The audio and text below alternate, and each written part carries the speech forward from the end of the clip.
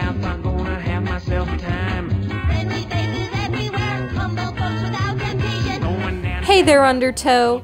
There were always games as kids that our parents didn't really like us playing because of their rating. Well, every weekend that I could as a kid, I'd sneak some playtime of South Park for the Nintendo 64 when I'd visit my cousins. To this day, I still love the animated series, and this game really brings back the memories. South Park for the N64 was released in 1998, when the series was only in its second season. I look back on that now and I almost feel old because of it. I mean, on TV right now, we're in season 15. So knowing back then that the series was becoming a hit, a group of developers took it on them to make the series into a game. This creation was developed by Iguana Entertainment and published by Acclaim. They incorporated it to be a first-person shooter.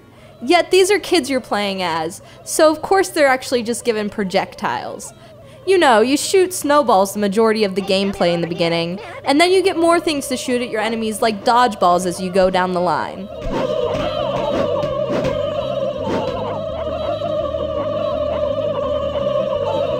I feel games back in this day were actually a lot tougher to play sometimes. I mean, the turkeys in this game run at you so damn fast that by the time you know it, your health is in the shitter. From the deep reaches of space, a horror approaches.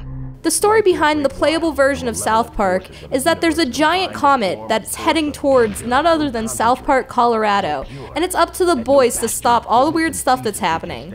Even Chef is scared out of his mind. Universe toward its destination, the planet Earth.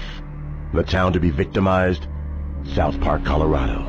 Gameplay in this seems to be very simple for your N64 controller, however, it's also very clunky. You're constantly getting annoyed by the inversion of the aim and walking at the same time, or at least that bothered me.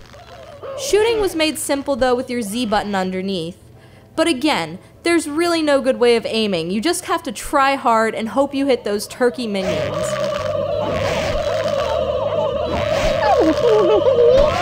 The turkey clones are not your only problem though.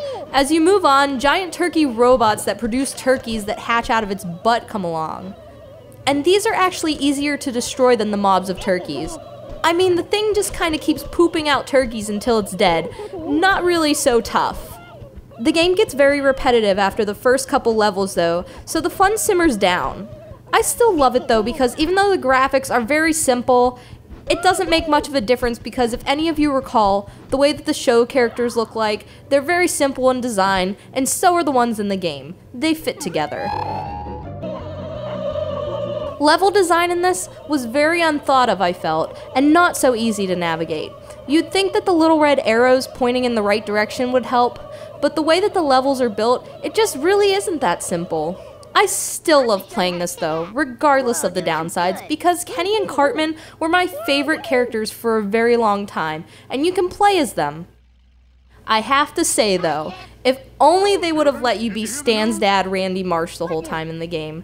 That really would have made this an A+. Cross paths with the Earth, and when it does, all kind of crazy, spooky stuff is gonna happen. Spooky like how? Spooky like you better get your asses indoors, children. I'm not kidding. Our lives are in danger.